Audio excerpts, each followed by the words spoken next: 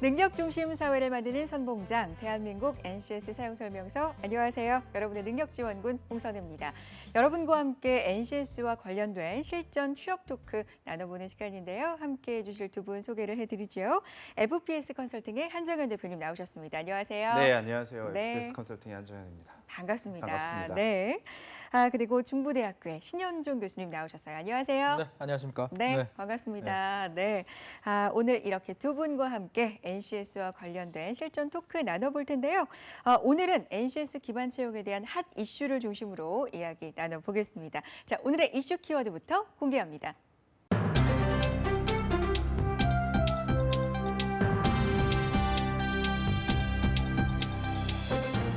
서원대학교 인재개발처 취업지원팀은 지난 25일 행정관에서 제1회 기업분석 경진대회를 개최했다.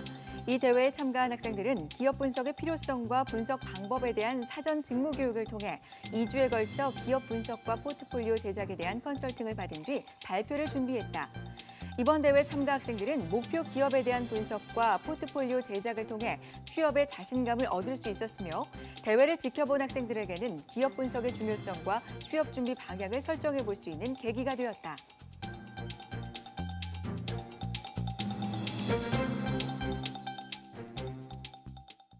워낙 청년 취업난이 심각하다 보니까 취업에 대한 뉴스와 이슈가 사실 가득합니다. 포털에 뉴스라만 들어가도 취업에 대한 이야기 하루하루 빠지지 않고 계속해서 나오고 있는 상황인데요. 그중에서 취업준비생들이 꼭 준비해야 할 7가지 리스트라는 게 있더라고요. 그래서 제가 가지고 와봤거든요. 한번 소개를 해봐드릴게요. 첫 번째, 나의 적성과 역량 분석. 두 번째, 체력 관리. 세 번째가 전공 학점 관리고요. 네 번째가 업계 관련 뉴스와 기사 보기입니다. 그다음이 다양한 경험 쌓기. 여섯 번째가 기업 분석이고요. 일곱 번째가 취업 준비물 챙기기. 뭐 이런 것들 7가지 리스트로 쭉 나와 있더라고요. 앞에서 기사를 통해서 또 소개를 해드린 것처럼 학교별로 경진대회를 여는 것도 심심치 않게 늘어나고 있다고 하는데, 자, 교수님께 먼저 여쭤보죠. 기업 분석이 이렇게 중요하고 많은 학교에서 또 열을 올리고 있거든요. 맞습니다. 이유가 뭘까요? 일단 뭐 학생들 뭐 기업 분석을 하는 게 보통 취업을 하려면 어떤 기업에 취업을 하는 거잖아요. 그래서 그렇죠. 근데 학생들이 사실 본인의 이런 자기가 가지고 있는 스펙에 대한 이런 거는 관심이 많은데 정작 본인을 뽑아주는 기업에는 관심이 좀 없어요. 네. 그러다 보니까 기업 분석을 통해서 회사를 좀 더 알아보는 연습을 하자, 이런 의미에서 뭐 경진대회도 열고 상도 주고 심지어 이런 걸 통해 가지고 뭐 학점도 주고 뭐 컴페티션에서 이 다른 친구들 한 것도 보게 하고 이렇게 네. 많이 행사를 좀 진행을 하거든요. 네. 근데 사실 앞에 7가지를 좀 얘기해 주신 걸 보면 잘 보시면 이 기업 분석을 제외한 나머지는 사실은 본인이 준비해서 할 수 있는 것들이에요. 뭐 예를 들어서 뭐 체력 관리, 뭐 본인이 하는 거잖아요. 그렇죠. 그리고 뭐 학점 관리도 마찬가지고요. 그리고 뭐 시사 인적성 관련된 거 챙기는 것도 사실은 전부 개인이 하는 겁니다. 네네. 근데 사실 이 기업 분석 같은 경우는 회사에 대해서 본인이 우리 NCS에서 가장 중요한 게 직무거든요. 네. 이 직무를 결정하는데 회사를 모르고는 직무를 알 수가 없습니다. 네네. 그래서 일단 회사에 대한 정보를 먼저 알고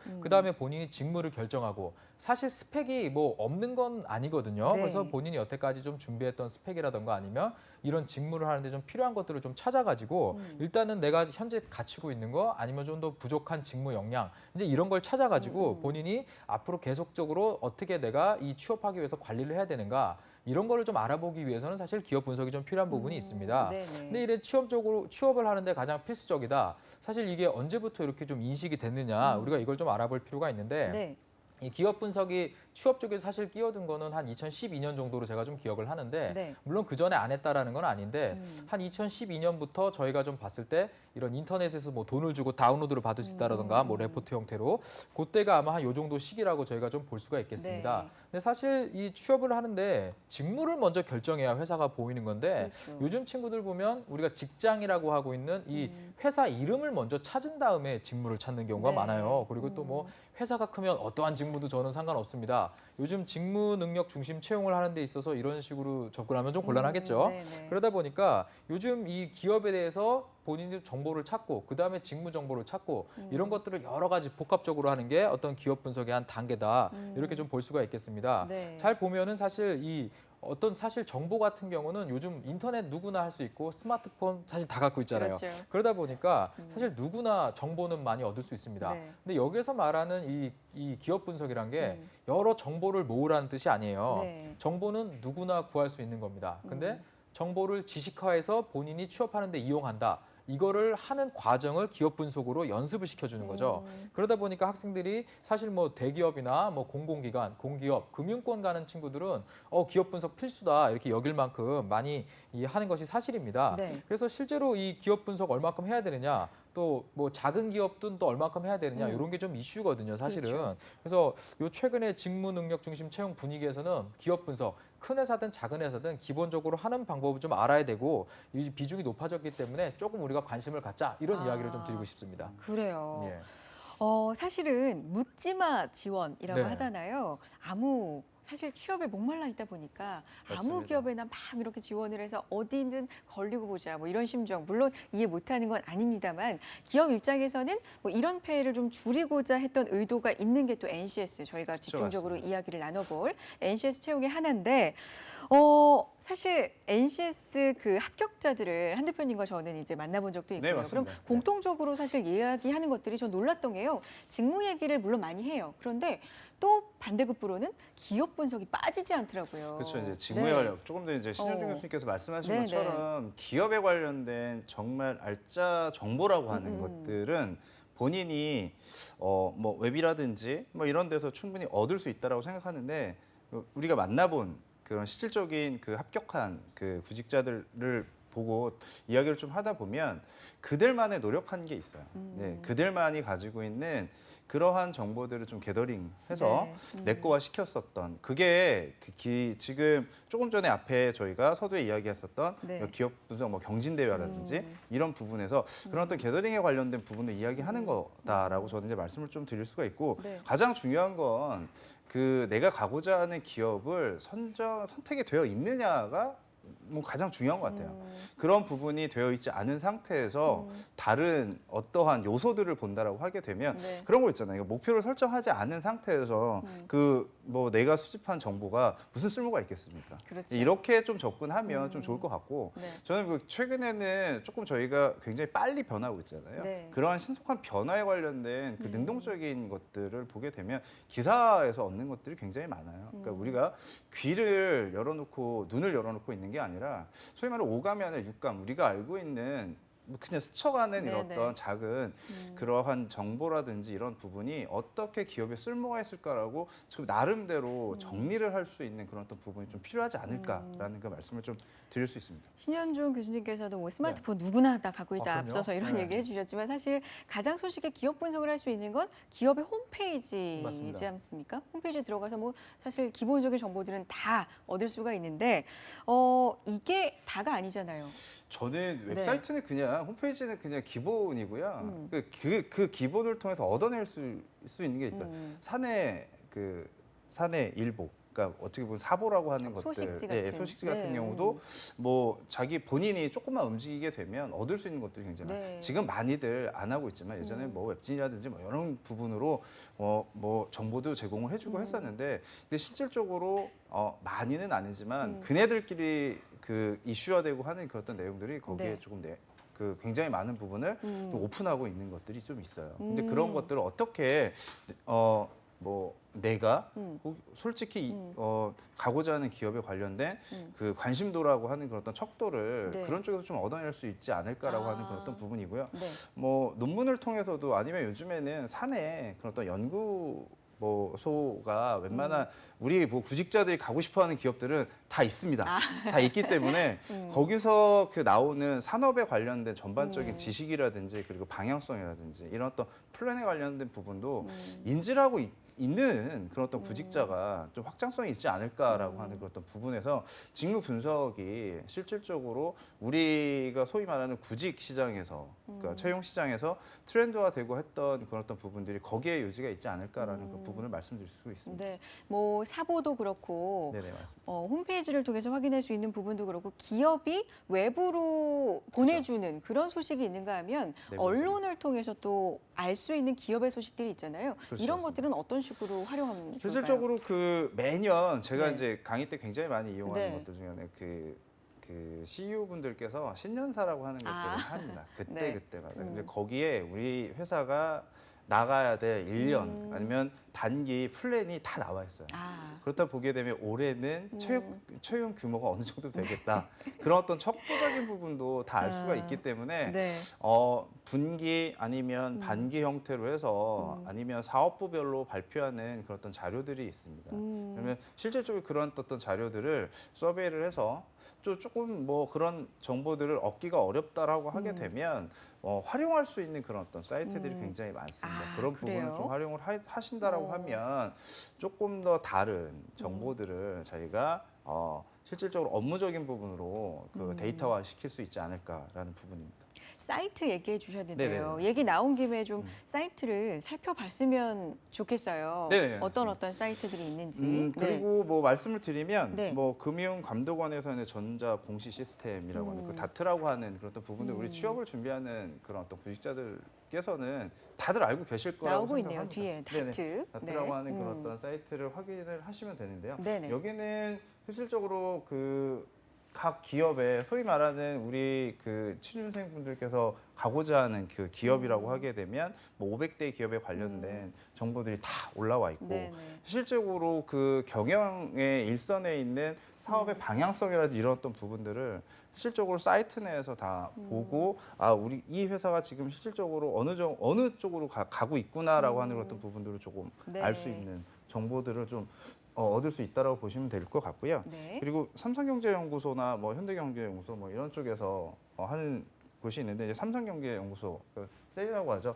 이쪽 같은 경우는 그 시장에 관련된 그 동향이라든지 실질적으로 방향의 산업별로 어느 곳에 이슈가 되고 있구나라고 하는 것들을 조금 알 수 있는 네. 부분을 학계에 관련된 부분도 있지만 그 산업계에 필요한 정보들을 실질적으로 얻을 수 있는 거라고 보시면 될 것 같고요. 네. 또 이제 신용평가 홈페이지가 있습니다. 그 정보가 있는데요. 이쪽 같은 경우는 각 공사에 관련된 부분들에 대한 척도를 조금 알아볼 수가 있어요. 소위 말하면 뭐 공공기관 같은 경우도 네. 다 어떤 평가를 받기 때문에 그래서 뭐 기재부라든지 이런 쪽에서 당해년도 말고 그 내년도 그 사업에 관련된 부분이 어떻게 움직일 거고 채용에 관련된 부분이 어느 쪽으로 지금 흘러가고 있구나. 네. 실질적으로 뭐 한수원 같은 경우는 한 3년 정도는 계속 직원을 무수히 좀 뽑아야 돼요. 그거 왜 그러냐면 해외 수출을 너무 많이 했기 때문에 네네네. 이런 부분이 어디에 나왔냐면 여기는 평가에 관련된 부분을 소싱을 한다라고 하게 되면 충분히 얻을 수 있는 그런 어떤 정보고요. 그렇다 보게 되면 기업에서 가고자 하는 패턴을 조금 알 수가 있겠죠. 네. 그러면 실질적으로 직무로 놓고 보게 된다라고 하게 되면 기술이냐 아니면 경영 매니지먼트 쪽이냐 아니면 기획적인 부분이냐 이런 부분으로 어떠한 쪽에 인재를 좀 많이 뽑겠다라고 하는 그런 어떤 부분을 얻을 수 있다. 이렇게 정의를 낼 수가 있고 그리고 이제 사기업에 관련된 부분 한국신용평가 같은 경우는 이제 금융사에서도 굉장히 많이 활용하고 있는 그러한 사이트인데 제가 가려고 하는 본인이 가려고 하는 기업에 관련된 지금 현재 그 포트폴리오 상태를 조금 척도를 알 수 있는 그런 어떤 부분이라고 보면 됩니다. 그리고 그렇죠. 미래지향적인 기준으로 좀 본다라고 하게 되면 내가 이제 성장할 수 있는 그런 어떤 부분이 기업과 같이 성장할 수 있는 그런 어떤 네. 가치를 부여할 수 있는가라고 하는 그런 어떤 부분을 거시적인 부분을 조금 볼 수 있는 그러니까 단기적인 부분이라고 하게 되면 저희가 처음에 그 디테일한 부분을 볼 수 있는 그런 어떤 부분도 있지만 거시적인 부분을 본다라고 하면 우리 회사가 지금 단기 순이익에 관련된 부분부터 좀 장기적인 그 측면에서 어떻게 갈 거다라고 하는 그런 어떤 부분을 볼 수 있는 사이트라고 보시면 됩니다. 그 기업의 홈페이지뿐만 아니라 기업에 대해서 분석할 수 있는 사이트들을 소개를 해주셨는데 교수님께서는 이제 네. 현장에서 학생분들을 만나시니까요. 많이 만나죠. 또 네. 학생들한테 현실적으로 들어가면 참 네. 이거 기업 분석하기 편해, 네. 이용해 뭐 이렇게 또 소개해 주시는 그런 것들도 있을 것 같아요. 많이 있죠. 일단 그 기업 분석을 하는 의미가 본인이 취업하는 데 도움이 돼야 돼요. 네. 근데 정말 많은 데이터나 뭐 공시 같은 거 봐도 사실 재무적인 부분 사실 뭐 보면 좋죠. 근데 네. 우리가 망할 기업에 넣지는 않거든요, 아이들이. 그렇기 때문에 그런 거는 조금 크게 뭐 의미는 없습니다. 그리고 뭐 일부 사이트 같은 경우도 유료화된 경우가 있는데 이런 부분을 잘 체크를 해서 이 서류를 이 정보를 좀 얻어야 되거든요. 네. 근데 잘 생각해 보면은 이 기업 홈페이지 같은 데서도 상당히 많이 얻는 부분이 있는데 사실 이 회사들이 어떠한 일을 하기 전에는요, 당연히 언론을 통해서 자신들이 어떤 일을 하고 있다는 걸 많이 알려요. 그래서 자기들이 다 준비를 한 것이고 이미 사실 내년도 사업 계획은 전년도에 다 끝내놓거든요. 그래서 네. 어떠한 사업을 어떻게 우리가 가져갈 것이다 이런 부분을 다 미리 계획을 하기 때문에 특히 취업 준비생들이 이 회사에 대해서 알아볼 때쯤 되면 많이 버즈량이 올라가거든요. 네, 네. 그럴 때도 맞춰서 정보를 보통 공시를 해요. 그래서 그런 부분을 잘 챙겼으면 좋겠고요. 네. 보통 제가 많이 보라는 거는요. 이런 이 기업들이 어디를 통해서 많이 기업 정보를 흘릴까 이거를 처음에 좀 볼 필요가 있는데 여기서 가장 좋은 건 저는 경제 주간지를 항상 얘기를 해줘요. 경제 주간지. 경제 주간지 네네. 이제 뭐 요즘은 한 4,000원 정도 하는 것 같은데 이 경제 주간지 같은 경우는 매주 목요일 날 세 판이 나와요.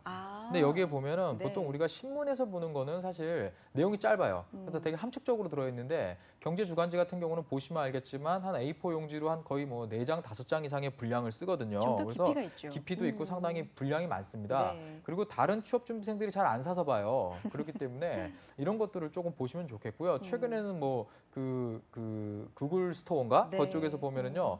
온라인으로 결제해서도 볼 수가 있어요. 그렇기 때문에 조금 이런 부분에 대해서 경제 주간지를 조금 이용해 봐라. 네. 좀 이런 걸 좀 얘기를 드리고 싶고요. 그리고 요즘 그 학생들 사이에서 뭐 모의 투자 뭐 모의 주식 투자하는 이런 네네. 동아리들 보면 있죠. 자기네들이 한번 투자 의향서라던가 기업 분석 보고서를 이렇게 임의로 발행하는 경우가 있어요. 네. 이런 건 돈 안 내도 되거든요. 그래서 이런 거 뭐 PDF로 다운로드 받아가지고 보시는 것도 충분히 쓰는데 도움이 된다. 저는 이런 얘기를 좀 드리고 싶습니다. 네. 그리고 사실 이런 요즘에는 옛날에는 기업 분석이 많이 필요했던 게 이런 정보들을 일일이 다 찾아 들어가서 본인이 찾아야지 정보가 있었어요. 그렇죠. 근데 최근에 이런 거를 좀 우리 취업 포털 사이트들이 상당히 빨라요. 그래서 이거 최근에 좀 제가 많이 네. 좀 보면은요. 과거에는 일부러 다 찾아야 됐던 정보들을요. 한눈에 보기 쉽게 잘 모아놨어요. 어떻게 모아놓는군요. 모아놔요. 그러니까 이 오. 취업 준비생들이 예전보다 많이 게을러질 수 있는 건데 이거 잘 보면은요. 특히 이런 전자공시에 나오는 것들도 상당히 잘 정리를 해둔 게 있거든요. 그래서 최근에 제가 좀 보니까 사람인이라는 그 취업 포털 있죠. 사이트 있잖아요. 네. 여기에 기업 이름만 검색하면은요. 최근에 상당히 많은 데이터를 보여줘요. 뭐 종업원 수라던가 최근에 뭐 매출액이라던가 뭐 단기 순이익이라던가 이런 부분 그리고 최근에 업종 그리고 최근에 뭐 투자 의향서 그리고 네. 뭐 분기 보고서가 나왔던 이런 보고서들에 대한 링크 네. 심지어 자기소개서 항목 관연도에 올라왔던 것까지 다 검색이 돼요. 아. 그렇기 때문에 사실 옛날에는 여기저기 흩어져 있던 정보들을 이런 아주 고마운 사이트들이 다 모아주기 때문에 한 군데서 얻는 자료 정도면은 본인이 기업을 판단하고 아주 그냥 우리가 지원서를 낼지 말지 정도의 이 판단하는 정도는 충분히 여기서 가능하다. 네. 좀 이 얘기를 좀 드리고 싶습니다. 그리고 우리가 기업 분석을 우리 왜 해야 되느냐? 특히 우리 NCS 채용에 관심 있는 사람들은 공공기관이거든요. 네, 그렇죠. 이 공공기관, 공기업을 잘 봐야 될 필요가 있는 게 NCS 채용 설계를 할 때 보면은 미션 재정립이라는 걸 해요. 그러니까 미션이라는 게 회사 홈페이지 보면 우리 친구들이 익숙하게 만날 수 있는 게 4가지가 있어요. 그게 바로 미션, 비전, 핵심 가치, 네. 인재상. 네, 맞아요. 이건데 이거 뭐 뻔하다고 생각할 수도 있는데 보통 이거 미션을 왜 다시 만드냐면 우리 공공기관 같은 경우는 미션 그러니까 우리 기관이 존재하는 이유가 없으면 없어져야 돼요.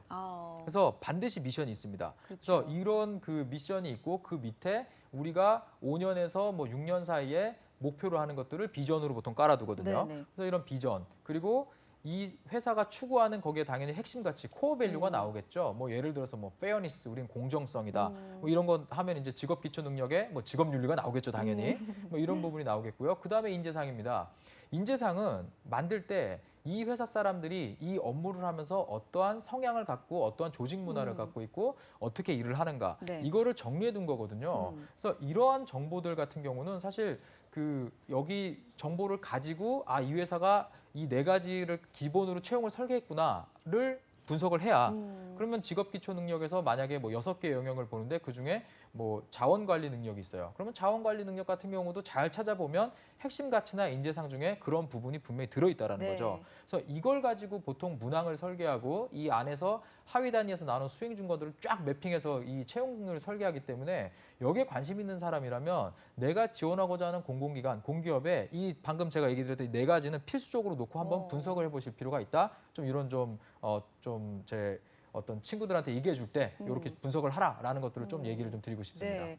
지금 뭐 한정현 대표님과 신효정 교수님이 말씀해 주셨던 사이트 그리고 네. 방법들 뭐 경제 주간지를 이용한 방법도 있고요. 이 정도만 활용을 해도 기업 분석 정보 굉장히 넘쳐날 것 같은데 사실은 그럴 것 같지만요. 또 우리 취업 준비생들의 고민이 따로 하나가 더 있어요. 네. 대기업 같은 경우에 네. 조금 규모가 큰 경우에는 정보들이 사실 넘쳐납니다. 넘쳐나죠. 근데 네. 좀 규모가 작은 경우에는 정보가 그렇게 정말 많이 없거든요. 네. 정말 정보에도 부익부 빈익빈이 있구나 이런 생각이 드는데 중소기업의 경우에는 어떤 좀 활용 방법이 있을까요? 일단 대기업 말씀해 주신 대로 대기업은 정보를 못 구하는 사람이 참 게으른 사람이죠, 사실은. 그래서 뭐 너무 많고요. 너무 익숙합니다. 네. 근데 작은 기업이라면요. 중소기업 현황 정보 시스템이라는 게 있어요. 네. 이 사이트가 이제 sminfo, smba.go.kr 정부에서 운영하는 사이트인데 이 사이트 여기에 접속을 해보면 상당히 작은 기업에 대한 정보도 좀 나와 있습니다. 뭐 예를 들어서 최근에 이런 그 삼상 교류 모터를 수출하는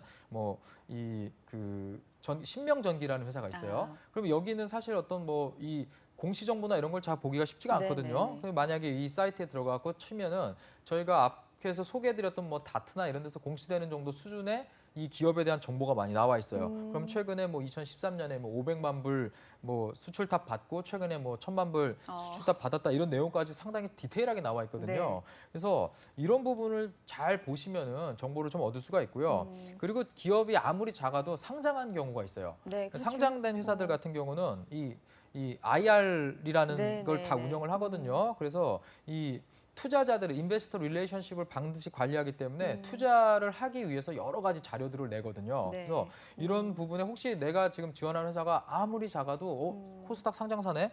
이러면 당장 코스닥부터 뒤지는 게 빨라요. 그렇죠. 그래서 이런 부분을 잘 읽어보시면은 이 기업들이 정보를 얻을 수 있다라는 거를 조금 좀 한번 챙겨보시면 좋겠고요. 네. 그리고 이런 작은 기업들은요, 사실 대표님이 제일 중요해요. 그래서 대표님 성함을 뭐 사이트에 한번 넣어보고 검색을 해본다거나 주요 제품에 보통 아무리 B2B 제품도 다 브랜드 이름이 있어요. 그래서 브랜드 이름, 사장님 이름 한번 검색해 보세요. 그러면 자기가 생각지도 않은 이런 정보들이 많이 나올 수 있고요. 이런 대표님들이 또 재밌는 게 뭐 본인 뭐 회사 창립 기념일이나 아니 네. 본인 뭐 생신 때나 이럴 때 인터뷰한 게 많아요. 특히 뭐 이런 지역 신문이나 이런 데도 거기 보시면은 상당히 많은 얘기를 하시거든요. 그래서 이러한 정보를 다 분명히 여러분들이 조금만 시간을 들이면 찾을 수가 있습니다. 그래서 작은 기업도 요즘 같은 시대에는 정보를 찾아볼 수 있다. 이런 걸 좀 알아두시면 좋겠고요. 뭐 옛날처럼 뭐 회사에 방문해가지고 컴퓨터 상태나 뭐 화분의 상태를 보는 시대는 지났잖아요. 네. 그래서 이런 것도 한번 좀 염두에 두셔라 이런 얘기를 드리고 싶습니다. 네, 알겠습니다. 이렇게 뭐 오프라인이 아니라 온라인으로 다 해결할 수 있는 시대니까 또 활용할 수 있는 건 현명하게 활용을 해야 되고요. 한정현 대표님이 뭐 CEO의 신년사 말씀을 하셨지만 그 대기업의 경우에는 굉장히 또 기사요 엄청 많이 근데 나오잖아요. 작은 기업도 신년사 나와요. 그러니까요. 그럼요. 작은 기업도 네. 제가 말씀드리는 게 이게 이제 기업 분석이라고 하는 그런 어떤 그 커다란 구조 안에서 보는 그런 어떤 부분을 말씀을 제가 네, 드렸던 네. 거고, 그러니까 뭐 교수님께서 말씀하신 것처럼 내가 정말 실질적으로 가고 싶어하는 기업에 관련된 정보 같은 경우는 네. 그 말씀하신 것처럼 정보를 CEO분들 하다못해 제 이름만 쳐도 나와요. 제 정보에 관련된 부분. 이런 어떤 부분이 나오기 때문에 네. 그러면 실질적으로 어떠한 일을 하고 있는 곳이고, 그 나중에 그 말씀드린 그 장기적인 플랜에 관련된 부분은 CEO가 그러니까 작은 기업일수록 그런 부분을 조금 깊이 있게 봐야 되는 그런 어떤 부분은 좀 있다. 그렇지만 이제 그 우리 학생들이 솔직히 말씀하면 구직자들이 네네. 조금 그 빼놓고 생각하는 것들이 있어요. 뭔가요? 모든 부분을 내 기준 입장에서 생각을 한다는 거예요. 그러니까 기업의 입장에서 뽑아주는 기업의 입장에서 생각을 하는 게 아니고 모든 기업이 이 지구의 기준은 나라고 하는 그런 어떤 중심인 네. 나라고 하는 그런 어떤 부분이 굉장히 조금 그 강조되어 있고 그런 부분을 어필을 많이 하기 때문에 저 역시도 이제 학생을 만나면서 근데 그게 분명히 잘못된 건 아니거든요. 네네. 잘못된 건 아니지만 그래도 기업이 원하는 그런 어떤 방향성에 관련된 부분은 좀 깊이 있게 좀 알아봐야 되는 그런 어떤 부분이다라는 부분을 말씀을 드릴 수 있어요. 기업 분석이라고 하는 부분은 그게 조금 선행돼야 되지 않을까라고 하는 것들 생각이 좀 듭니다. 네. 방향성 중요하죠. 예를 네. 들어서 뭐 CJ 그룹 같은 경우는 비전 보면 그레이트 CJ 2020이에요. 그러면 2020년까지 이제 great란 단어는 최상이란 뜻이거든요. 그러면 각 사업 부분에서 1위 하나씩 만들어라 이런 의미거든요. 그렇죠. 그러면 당연히 자기소개서 쓸 때 뭐 향후 입사 후 포부라던가 자기개발 계획에 그레이트 CJ 2020 만들겠다. 그리고 그레이트 CJ 2020 만든 다음에 그 다음에 생기는 어떤 목표가 있다면 내가 주도적으로 전문가로서 열심히 하겠다. 이런 내용 들어가줘야 되는 거거든요. 이런 방향성 정말 중요하죠. 네. 그렇죠. 네. 네.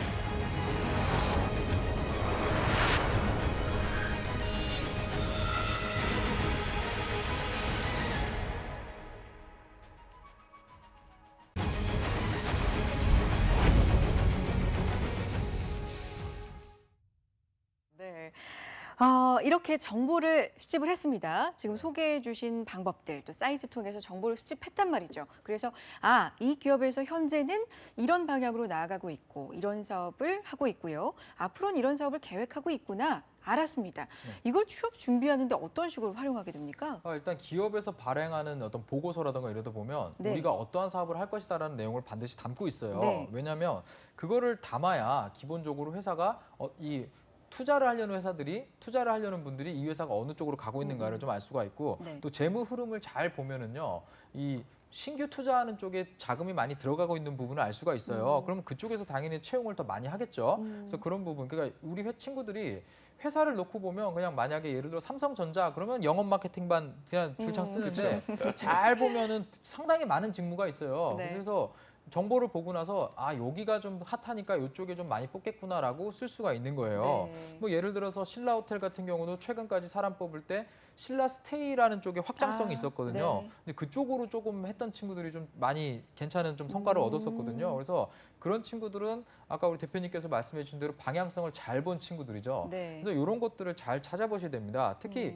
이런 내용은요. 아까 제가 얘기 드렸지만 비전에 다 담겨 있어요. 예, 비전이란 게 진짜 회사에서 한 5년 내지 6년 안에 이루고자 하는 거기 때문에 이런 비전을 보통 할 때요. 그냥 내지 않고 무슨 선포식 해가지고요. 비전 선포식. 예, 예. 강당에다 우리 직원들 우와 이렇게 해놓고 기자들 부르고 되게 크게 해요. 사실 그렇죠. 이게 그냥 하는 행사는 아니거든요. 그래서 LS 그룹을 잠깐 좀 얘기를 듣다 네. 보면요. 가치관을 가진, 즉 영혼을 가진 기업으로 스마트 에너지의 미래를 열어가겠다. 이게 비전이거든요. 소울이 있어야 되는 그렇죠. 소울. 그러면 이 안에 잘 읽어보면은요. 네. 계속 나오는 단어들이 나와요. 전력, 전력. 스마트 그리드, 신재생에너지, 친환경 자동차. 이쪽에 LS 쪽에 사업 부분이 앞으로 크게 갈 거다. 그러면 이제 LS 같은 경우는 뭐 엠트론의 뭐 트랙터도 있고요. 네. 많은 제품이 있지만 그 안에서 우리 그룹사가 전략으로 할 것은 에너지 부분이다. 이런 부분이 딱 보이거든요. 네. 그래서 이렇게 회사가 어디로 앞으로 집중을 할 것이다. 이런 것들을 여기서 분명히 찾아볼 수 있다라는 점을 우리 친구들이 좀 한번 챙겼으면 좋겠고요. 네. 그다음에 이런 정신을 갖자 이런 의미로 한번 또 우리가 고민해 볼 필요가 있어요. 정신. 네, 아까 뭐 가치관 이런 얘기를 했는데 사실 이런 대목을 보면 사업 계획이나 경영 목표를 세웠는데 그냥 하지 말고 그냥 네. 시키는 대로 하지 말고 너희가 한번 생각을 해서 이 업무를 잘 수행할 건 그러니까 본인이 과업을 수행할 때 얼만큼 잘할 수 있겠니? 너가 한번 좀 주도적으로 해봐. 이런 의미를 사실 담고 있다라고 우리가 볼 수가 있거든요. 그래서 이런 자기소개서를 쓸 때 여기는 자기 주도적으로 아니면 팀워크를 상당히 강조하고 이 회사에서 이런 탑다운으로 일하는 것보다는 어떤 내가 전문성을 키워가지고 회사에 나의 의견을 전달할 수 있는 나의 견해, 주도적으로. 생각을 네. 주도적으로 전달할 수 있는 수준의 인재라는 것들을 키워드를 뽑아가지고 자기소개서에 써야 됐다. 이 네. 정도까지는 우리 친구들이 기업 분석을 했을 때 나와야 된다는 걸 알 수가 있겠고요. 역시 기업이 향후 어떻게 간다. 이 부분에 다 들어있는 거예요. 네. 그래서 왜냐하면 본인이 입사했는데 그 부서 없어지거나 직무 없어지면 어떡할 거예요. 그렇죠. 그렇기 때문에 약간 미래를 좀 보시고요. 예를 들어서 최근에 친환경 자동차, 하이브리드 자동차 많이 나오잖아요. 네네. 그럼 자동차에 한 2만 개의 부품이 있어요. 그러면 엔진이나 배터리 쪽은 상당히 앞으로 유망하겠지만 내연기관 쪽에서 머플러라던가 네네. 이런 그 배기 쪽에는 앞으로 죽을 거거든요. 조금 그렇잖아요. 왜냐하면 요즘 전방이. 그렇죠. 네네. 수소 자동차 이런 거는 뒤에서 나오는 게 물이니까. 네네. 그래서 이런 것들이 그럼 부품 산업도 분명히 미래가 바뀌겠구나. 방향성, 기업 정보를 분석해 보시면 전부 나오는 내용이거든요. 그래서 이런 부분 본인의 자기소개서를 완벽하게 완성하기 위해서는 반드시 필요한 과정이다. 이렇게 좀 한번 참고하시면 좋겠습니다. 말씀을 듣다 보니까 그 기업에 대해서 공부를 네. 많이 하다 보면 기업뿐만 아니라 그 사업 그리고 사업의 경쟁자가 있을 거 아닙니까? 예. 그 사업의 뭐 환경, 뭐 이런 것도 그렇죠. 저절로 좀 알게 되지 않을까. 당연히. 굉장히 많이 도움이 될 것 같다는 생각도 드는데요. 지금 이야기를 이제 할 부분이 NCS잖아요, 저희가. 네, 그렇죠. 그러면은 사기업도 그렇지만 NCS를 시행하고 있는 공공기관을 중심으로 일단은 시행이 되고 있으니까요. 그 분석도 상당히 중요하겠죠. 공공기관 역시 지금 뭐 신현준님께서 말씀하신 것처럼 그런 방향으로 지금 가고 있어요. 그렇죠. 뭐 공공기관이라고 해서 네. 뭐 어디서 정부에서 돈을 그냥 막 주거나 이런 어떤 부분이 아니기 때문에 네. 정확히 IR에 관련된 부분도 나와야 되고 우리가 향후 어떤 플랜을 가지고 어떠한 비전을 가지고 어떤 미션을 수행할 거다라고 하는 어떤 부분이 명확히 나와 있고 네. 그런 부분들이 저희가 이제 수행 준거라는 단에 실질적으로 업무를 수행하는 데 있어서 필요한 역량이라고 하는 것들을 거기서 네. 뽑아낼 수가 있는데 역량을 뽑아내고 도출하려고 하게 되면 분석에 관련 기업 분석에 그리고 우리 회사에서 우리 공공기관에서 하고 있는 일에 관련된 부분을 떼놓고 이야기할 수 그렇죠. 없는 부분이거든요. 그렇기 때문에 자 어떠한 트레이닝을 통해 가지고 내가 훈련이 되어 있고 이 훈련을 소위 말하면 학부 내에서 그런 내용들 다 배우지 않습니까? 네. 경영학과 같은 경우는 다 배웁니다. 마켓 A부터 Z까지 다 배우는데 이러한 부분들을 어떻게 내가 내 거와 그러니까 매핑을 해서 내 거와 시켜서 직무로 연결할 수 있느냐 이런 것들에 대한 어떤 기본적인 것들을 많이 공시가 되어 있고 나와 있는 기업을 통해서 내가 분석을 통한다라고 이야기를 한다라고 하게 되면 그러한 훈련들이 분명히 네. 페이퍼 안에 녹아들을 수 있기 때문에 저는 뭐 실적으로 공기업이나 사기업이나 떨어뜨려 놓고 이야기할 수 없는 부분이다라는 부분을 말씀드리고 있습니다. 그래요. 기업 분석, 뭐 공공기관의 분석, 어쨌든 그렇죠, 가고자 하는 곳의 분석에 대해서 지금 뭐 중요성, 방법에 대해서 계속해서 이야기를 나누고 있는데요. 그게 똑같은 네네. 뭐 산업이라고 하게 되면 그 토지공사, 그럼 LS나 네네. 뭐 이렇게 보게 되면 지금 사업 부분으로 놓고 이야기하게 되면 겹치거나 하는 부분들이 분명히 있거든요. 네, 그런 것들을 보면 내가 실질적으로 뭐 그 토지공사에 관련된 부분만 준비를 할 거냐, 뭐 그렇지 않다. 라는 이런 어떤 업무적인 부분을 조금 더 나오죠. 그러니까 기피에 관련된 부분 그리고 뭐 한국전력이다라고 하게 되면 한국수력원자력도 있을 수가 있고 이러한 부분을 보게 되면 똑같은 동일한 비슷한 업무의 영역을 갖고 있는 공사가 있기 때문에 거기에 필요한 뭐 직무라고 하는 그런 어떤 영역을 놓고 안으로 조금 들어가게 되면 뭐 일반 사기업에서 하는 그런 어떤 업무에 관련된 부분과 뭐 공기업에서 하는 업무의 부분이 크게 다르다? 아마 제가 보기에는 그렇지는 않습니다. 대상, 소위 말하는 파트너, 우리의 클라이언트에 관련된 부분이 약간 좀 다를 뿐이지 네. 실질적으로 그 안에서 일어나는 그 사업에 관련된 부분을 이야기한다고 하게 되면 다르지가 않다라는 부분을 좀 알고 접근하면 네. 기업이라고 하는 기업 분석이라고 하는 그런 어떤 부분이 그렇게 어려운 부분이 아니다라고 하는 부분을 좀 말씀드릴 수가 있을 것 같아요. 그러면 이제 시기에 대한 이야기를 저는 좀 나눠보고 싶은데 많은 취업 준비생들이 사실 할 일이 좀 많습니까? 많죠. 정말 많고 바쁘기 때문에 사실 기업 분석을 언제 하는지를 옆에서 살펴보면 자기소개서 쓰기 직전에 가장 많이 하는 것 같습니다. 안타깝죠. 그렇죠. 그래서, 네. 현실적으로 그런데 사실 그것도 뭐 나쁘지 않은 방법이지만 구체적으로 좀 가이드를 제시해 주신다면 언제 하는 게 가장 좋을까요? 그게 이제 인생 플랜을 좀 짜는 것 중에 하나잖아요. 그러면 제가 알기로는 학부 내에서 보게 되면 직업의 이해라고 하는 그런 어떤 부분 커리큘럼도 있고요. 그러니까 잘 준비가 되어 있습니다. 근데 하지만 그 당일성 그 일을 해야 되는 이거를 꼭 해야 되는 이유를 뭐 현장의 교수님들의 역할이 조금 굉장히 중요하다고 저는 생각해요. 신현준 교수님처럼 직업에 관련된 부분이라든지 이런 부분이 그 미래에 내가 가지고 가야 될 커리어에 관련된 부분을 명확히 준비를 해서 가지고 가야 되는 것들을 말씀해 주시는 분들이 계신가 하면 그렇지 않은 부분이 많거든요. 그러면 실질적으로 빨리 접한 친구들이 네. 얻어낼 수 있는 아젠다들이 굉장히 많아요. 근데 이제 그러한 역할들을 어떻게 하느냐, 자기가 실질적으로 관심이 조금 있어야 돼요. 그러니까 관심이 있다라고 하는 건 내 미래에 관련된 구체화된 것들이 설정이 되어 있는 친구들을 이야기하는 거거든요. 이걸 어디서부터 만들어야 되느냐라는 부분을 이야기를 하게 되면 네. 조금 어렸을 때부터도 그런 자기 나름대로의 주도적으로 생각하는 그런 어떠한 훈련을 조금 해야 될 것 같고요. 네. 그게 조금 확장되게 되면 내 인생의 플랜이 되는 거고, 그걸 조금 축소를 하게 되면 내 직업을 갖는데 그 어떤 중요한 키 포인트가 된다고 생각을 하거든요.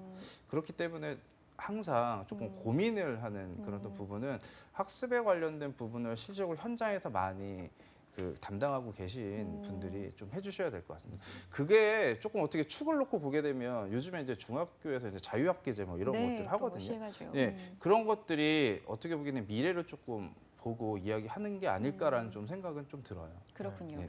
취업준비생 입장에서 봤을 때 사실 뭐 기업의 연혁이라든지 역사적인 것과 관련된다면 언제 해도 상관없을 것 같거든요. 맞아요. 그런데 우리가 알고자 하는 건 사실 그게 아니잖아요. 최신 흐름이기 때문에 항상 변하니까요. 한 몇 달 전에 기업 분석해놓고 그냥 처박아두고 이러면 안 될 것 같다는 생각이 맞아요. 또 들거든요. 보통 취업하는 네. 시기가 있는데 우리 고등학교 특성화 고등학교에서 NCS를 준비하는 친구들이라면 3학년이 되면서 취업 얘기가 나오거든요. 네. 그러면 그 시기에 맞춰서 이런 기업 분석이라든가 이런 정보들을 찾고 또 선생님들이 많이 주세요. 그래서 그런 것들을 좀 보면 되고 본인의 어떤 그 내신이나 딱 보면 어디에 내가 지원할 수 있다가 어느 정도 윤곽이 드러나거든요. 네. 그러면 그 사정권 안에 있는 그 학교들을 이 기업들을 잘 보시고 준비를 하시면 됩니다.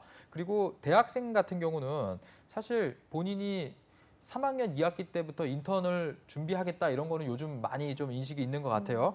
근데 사실 내가 언제 취업을 하겠다라는 계획이 없이 일단 준비부터 하고 봐요. 근데 잘 생각해야 될 거는요. 네. 나는 내년 4월에 반드시 취업할 거다라고 하면 이 역산 스케줄링이라고 하는데 네. 리버스를 해보면 잘 알아요. 그러니까 내년 4월에 2017년 4월에 취업할 거면 2017년 3월에 뭐 하지? 2월에 뭐 하지? 그럼 올해 12월에 뭐 하지? 그럼 당장 10월에 뭐 하지? 그러면 우리가 지금 이 방송하는 거 있으니까 이번 여름엔 뭐 할 거지? 이렇게 거꾸로 오다 보면 자기가 언제 기업 분석을 끝내야 되는지 스케줄이 딱 보여요. 그래서 그 시기에 이 혼자 하면 또 재미없어요, 이게. 네. 그래서 그 시기에 친구들을 모아가지고 좀 보시고 네. 정보도 많이 얻고 같이 해야 스트레스가 적거든요. 그래서 이런 것들을 잘 활용하신다면 어느 시기에 내가 이 기업 분석을 해야 된다는 게 딱 보이고요. 정말 그 긴박해가지고 그 구글에서 뭐 아니면 일부 포털 사이트에서 찾은 거 그냥 대충 봐가지고 언제 몇 년에 만든지도 모르고 이게 적어가면 곤란해요. 그래요. 네. 맞아요. 그래서 그런 것들 조금 좀 고민해봤으면 좋겠습니다. 네, 맞습니다.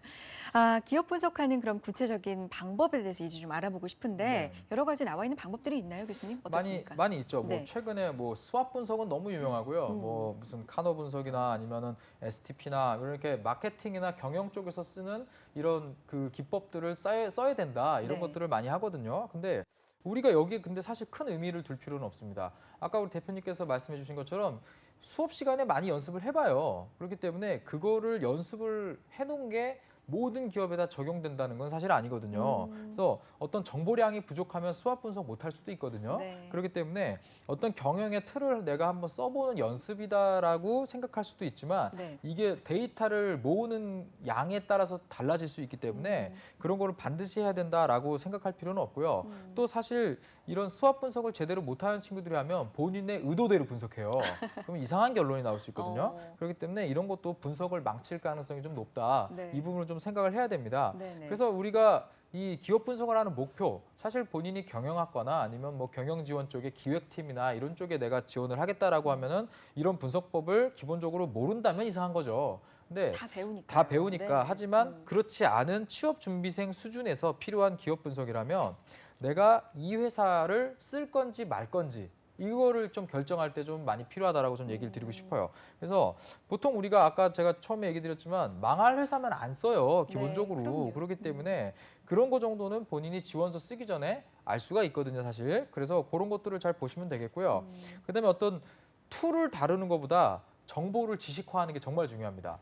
정보를 가지고 분석을 해서 이게 나한테 맞는 정보인지 또는 이게 진짜 정보인지 거짓 정보인지도 몰라요. 네. 왜냐면 인터넷에서 올라오는 정보들, 우리가 왜 SNS에서 올라오는 것들이 검증이 필요하다 이런 얘기 많이 들어보셨죠? 그렇죠. 기업에 대한 정보를 내가 찾은 것도 이게 진짜일까?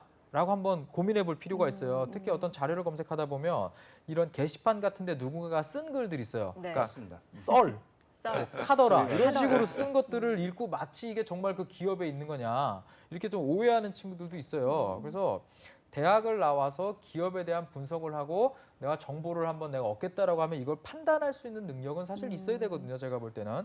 그래서 어중간한 분석하지 마시고요. 어떤 정보를 선별해서 내가 소화할 수 있는 정도의 수준의 이런 기업 분석을 하는 것, 요 정도 방법만 알고 있다면 충분히 문제되지 않다. 이렇게 좀 얘기를 드리고 싶습니다. 네. 정보가 사실 없는 사회가 아니잖아요. 오히려 정보가, 넘치는 네네, 사회이기 맞습니다. 때문에 양질의 정보를 골라내는 것도 상당히 중요할 것 그게 같아요. 제가 보기에는 뭐 지혜로운 사람이 네네. 아닐까라는 생각을 합니다. 그냥 정의를 딱 내리면 지혜로운 사람이 정보에 관련된 부분, 그 활용 가치에 관련된 부분을 본인이 찾아서 매핑시킬 수 있는 그런 어떤 부분이라고 생각을 하고 네. 실질적으로 정보가 너무 많기 때문에 그런 또 정보에 관련된 그 거기서 나오는 그 잘못된 그런 어떤 정보들이 소위 양산 그 만들어져서 내가 알고 있는 그런 어떤 바른 정보가 그 없어지거나 사장되거나 이런 어떤 부분들이 굉장히 많이 있기 때문에 네. 실질적으로 저는 이제 그 우리나라 그 산업 구조를 잠깐 보게 되면 그 경영학과라는 경제학과 이런 어떤 친구들이 IT에 관련된 이러한 지식이라든지 경험을 조금 하면 갈등이 굉장히 많을 것 같아요. 그러면 실질적으로 학부 내에서 그러니까 기업 분석이라고 하는 것들을 조금 하려고 하게 되면 내가 전공한 거 외에 관심이 좀 많은 친구들이 기업 분석을 좀 잘해요. 네, 그게 그럴 수밖에 없는 구조고. 그래서 그거는 뭐 지식이라고 하는 그런 어떤 부분을 떠나서 그건 네. 좀 지혜로운 친구들이거든요. 그러니까 그 지혜가 조금 더 확산이 되게 되면 그게 아까 말씀하신 그 정보가 지식화되는 그런 네. 어떤 단계라고 저는 이제 말씀을 드릴 수가 있고 그러한 노력들을 조금 현장에서 조금 하면 저는 그런 얘기를 굉장히 많이 해요. 현장에서 학교에서 강의를 하게 되면 학생들이 전공이 어떻게 되니라고 하게 되면 네. 반대편에 있는 것들에 관련된 부분을 학교 내에서 교수님들이 솔직히 탁과들 학생들이 와서 저 청강 좀 하겠습니다 그러면 교수님 어떠세요?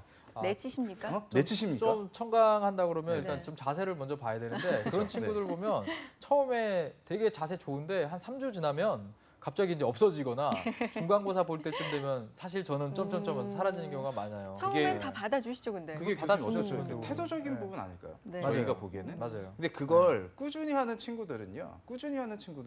본인이 생각하는 기업에 꼭 갑니다. 거기서부터 그거는 제가 보기에는 NCS라고 하는 그런 어떤 커다란 추간에서 보게 되면 우리가 이렇게 아카데미에서 할 수 있는 그런 어떤 그 실질적인 활용 도구라고 저는 생각을 하거든요. 그래서 뭐 그 학생들에게 뭐 다른 주머니에서 자기들이 뭐 내야 되는 어떤 사교육이라든지 이런 어떤 부분을 떠나서 기업 분석에 관련된 본연의 취지라든지 이런 어떤 부분을 하려고 하게 되면 그 산업에 관련된 지식은 어느 정도 알고 있어요. 네. 그렇게 접근을 좀 시킨다라고 하게 되면 뭐 지금 시기를 놓고 이야기한다라고 하면 3, 4학년들 같은 경우는 네. 어쩔 수 없어요. 또 돌아왔기 때문에 지나간 거기 때문에. 근데 하지만 아직 학교 그 벽 안에 있지 않습니까? 그렇죠. 그 울타리 안에는 있고 그 울타리 안에서 최대한 활용할 수 있는 것들을 하면 한 학기 정도만 조금 열심히 수업을 듣고 활용한다 하면 본인이 기업 분석하는 걸 그다지 제가 보기에는 어렵지 않아요. 그렇겠죠. 그 대한민국 그 안에서 좀 1등 기업, 소위 말하는 핵심 코어를 갖고 있는 기업들, 그 히든 챔피언인 기업들도 마찬가지고 네네. 하지만 가서 보게 되면 뭐 제가 아는 뭐 제 주위에 있는 기업들 대표님들도 말씀하시는 게 그런 것도 있어요. IT, 그러니까 기술에 관련된 부분을 이야기를 하는 경우가 굉장히 많거든요. 근데 거기에 또 필요로 하는 게 매니지먼트에 관련된 부분이에요. 그거를 다 할 수 있는 친구들은 학부 내에서 그거는 경력자밖에 없거든요. 근데 경력자 같은 경우는 네. 아무래도 코스트 베이스가 높기 때문에 또 그거는 그렇죠. 현장에서 또 아니고 비용이 그렇다라고 좀 많이 하게 들고. 되면 현장에서 기업 분석이다라고 하는 부분 그 울타리 안에서 조금 확장을 시키면 네. 학부 내에서 다양한 커리큘럼을 경험을 하게 되면 기업 분석하는 거는 그다지 어렵지가 않다라고 하는 정의가 좀 나오죠. 알겠습니다. 기업 분석이 중요한 이유에서부터 그렇다면 정보를 어떻게 모을 것인가 방법론적인 측면 그리고 그 양질의 정보를 구분해서 정보를 지식화해야 된다는 것까지 저희가 깊이 있는 이야기를 좀 나누고 있는데요. 기업 분석을 할 때 근데 사람을 활용하는 것도 하나의 방법이 좀 될 수 있을 것 같다는 생각이 들어요. 맞죠. 어때요? 맞습니다. 네. 요즘에 그 아카데미 학교를 가게 되면 네. 그 굉장히 좋은 그 커리큘럼들이 많아요. 음. 그 현장에 계신 CEO 분들도 오셔서 특강 실질적으로 형식으로 특강도 하시고 네. 그리고 그 인사 담당자분들도 오시고 그리고 각 분야에 내노라하시는 분들이 다 오세요. 네. 그러니까 실질적으로 그분들하고 관계를 맺는다라고 하는 게 그 울타리를 떠나면 쉽지가 않거든요. 근데 그런 부분들을 굉장히 아이들이 좀 등한시하는 경우가 있어요. 굉장히 안타까워요. 그러니까 저 같은 경우도 실질적으로 면접관으로 활동하는데 이야기를 하게 되면 이런 반응이거든요. 근데 이게 현장에서 제가 경험한 적이 있어요. 어떤 그 수업을 경험이세요? 듣고 그 자리에 제가 면접을 본 친구가 있어요. 오. 그래서 그런 케이스가 있기 때문에 활용한다라고 하는 게 그게 제 진정성이라고 하는 거 교수님께서도 아시겠지만 수업에 그 참여하는 태도적인 부분을 보게 되면 그렇죠. 저 친구가 지금 1학년이지만 4학년 이상 되는 태도를 갖고 있는 친구들이 있어요. 근데 그런 친구들은요 네. 목표한 그 기업에 꼭 가요. 맞아요. 근데 중간에 조금 그 넘어지거나 그 실수해서 할 수는 있지만 근데 그 확률적인 부분으로 접근하게 되면 훨씬 더 높다라는 거죠. 그게 뭐냐면 사람에 관련된 부분을 굉장히 깊이 있게 고민하는 거예요. 그 교수님과의 관계가 그렇다라고 하게 되면 어떠한 자리, 어떠한 포지션에서도 그 친구가 가지고 있는 것들을 능력을 다 활용이 가능하다. 저 같은 경우도 그렇게 해서 그 관계가 맺어진 친구도 굉장히 많습니다. 많은데 그 중에도 관계 쭉 가는 친구가 있어요. 쭉 가는 친구들은 지금 제가 기억나는 친구는 한 여덟 명 같은 경우는 지금 딱 이야기하게 되면 정말 범접할 수 없는 기업에서 자기 포지셔닝 하고 있는 친구들이 굉장히 많습니다. 아. 그 친구들이 그냥 단기간 그렇게 만들어진 게 아니고요. 한 5년, 6년 정도 쭉 관계를 맺었었던 친구들이 결론을 딱 놓고 보게 되면 다 기업 분석, 기업 분석에 관련된 부분은 그건 어떻게 보게 되면 하나의 그 뭐 과정이라고 생각하는데 거기에 그 과정을 충실히 수행하는 데는 사람에 관련된 부분 확장을 조금 시키는 능력이 있는 친구들이 아닐까라는 생각을 좀 합니다. 네. 우리나라에서 인맥이라는 단어가 네, 아주 조금 중요하죠. 부정적으로 쓰이는 경우도 있고요. 하지만 인맥이 되게 그렇죠. 중요해요. 굉장히 인맥이 중요한 정말 중요해요. 그렇죠. 왜냐하면 뭐 한 증권 회사에 네. 지원해서 합격한 친구 같은 경우도 기업 분석 너무 많이 했어요. 왜냐하면 금융권 하는 친구들 진짜 제일 많이 하거든요. 그래서 이 친구 정말 많이 했는데 지원서에 어떤 내용을 써야 될까 또는 어디에 지원해야 되냐 가지고 고민을 하다가 네. 선배한테 전화를 한 거예요. 그 어. 증권사에 일하는. 근데 그분은 분당 쪽에서 일을 하고 있었는데 네. 전화를 하니까 야 요즘 우리 천안 쪽에 사람 없어.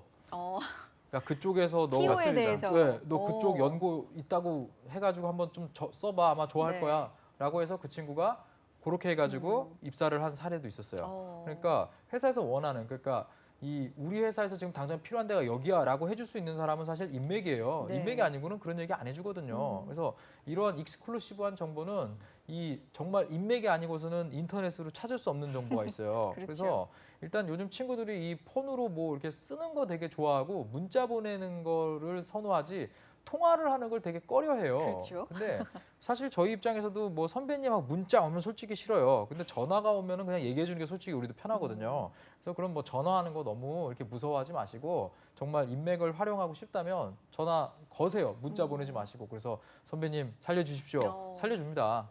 네, 인맥을 꼭 적극적으로 활용하는 거 정말 좋은 방법이다라고 저는 얘기 드리고 싶어요. 네. 부정적인 의미의 인맥이 아니라 정말 정보를 얻고자 하는 적극성으로 그게 또 그럼요. 활용을 네. 할 수가 있어요. 그 누구나 다 얻을 수 있는 정보는요. 그게 정보가 아니죠. 그렇죠. 네, 그런데 이제 실질적으로 아까 이제 교수님께서 말씀하신 것처럼 그때마다 나타나는 그 현상들이 있거든요. 네. 기업에도. 그러면 그쪽에 TO가 났기 때문에 그리고 확장에 관련된 부분이 있어요. 분명히. 근데 그때 그 적재적소에 누군가 그러면 이런 그래 내가 추천해 줄 수도 있어라고 하는 이야기를 합니다. 아 그래. 그러면 서류 한번 보내볼래? 이게 이제 사전에 그거는 이제 본인이 어떻게 노력을 하느냐에 따라서 굉장히 좀 다른 거죠. 네. 그래서 뭐 금융사 말씀하셨는데 금융회사 같은 경우 그런 케이스가 굉장히 다양해요. 뭐 다양하기 때문에 적재적소에 필요한 정보라든지 이런 어떤 부분은 그 서슴치 않고 뭐 선배가 됐든 아니면 어떤 형태가 됐든 맥이다 썼던 나하고 한 번 정도 맥이다 썼던 분에게 내가 가지고 있는 정보에 관련된 부분을 어필하는 건 그다지 나쁜 건 아니다라고 네. 저는 말씀드릴 수 있습니다. 그렇죠. 저희 그 자동차 동호회 네. 사이트에도요. 가끔 이제 저희 다 30대 40대인데 네네. 취업 준비생입니다. 형님들 도와주세요 이러고 오. 뭐 하면서 밑에 이제 그러면 보통 댓글이 한 뭐 10개 이런데 그런 친구들이 올리면은요.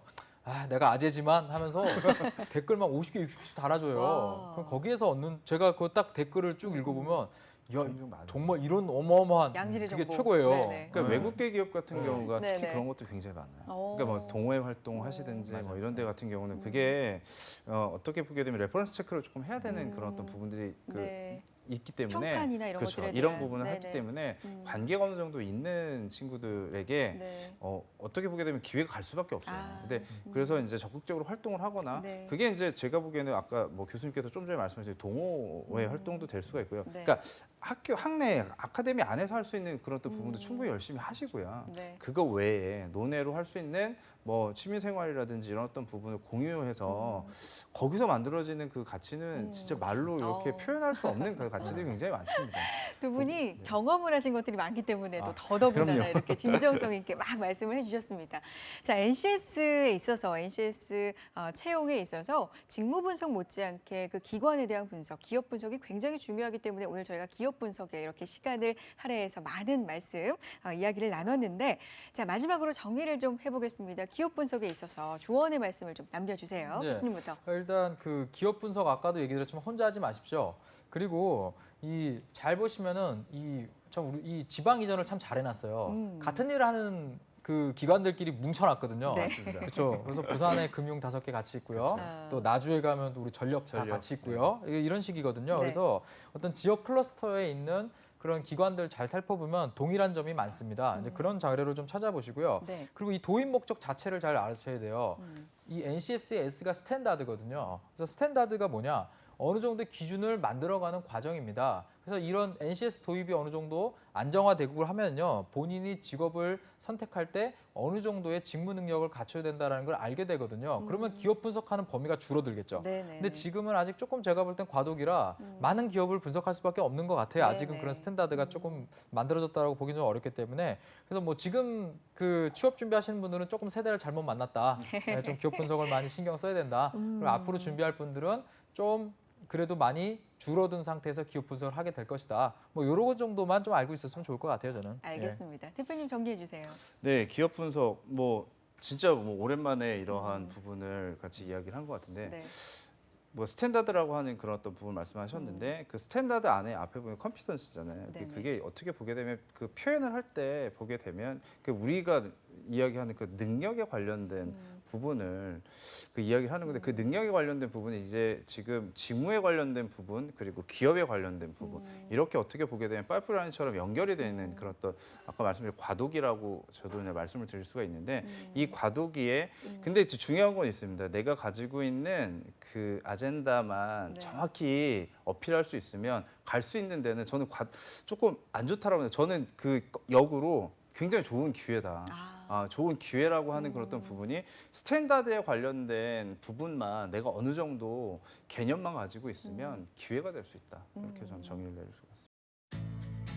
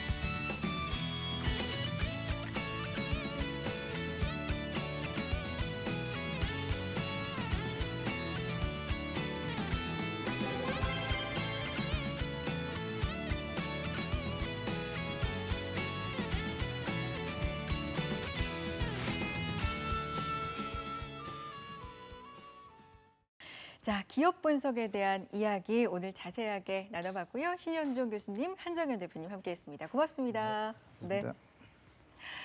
대한민국 NCS 사용설명서 능력중심 사회를 위해서 여러분과 열심히 함께 나아가겠습니다. 함께해 주신 여러분 고맙습니다.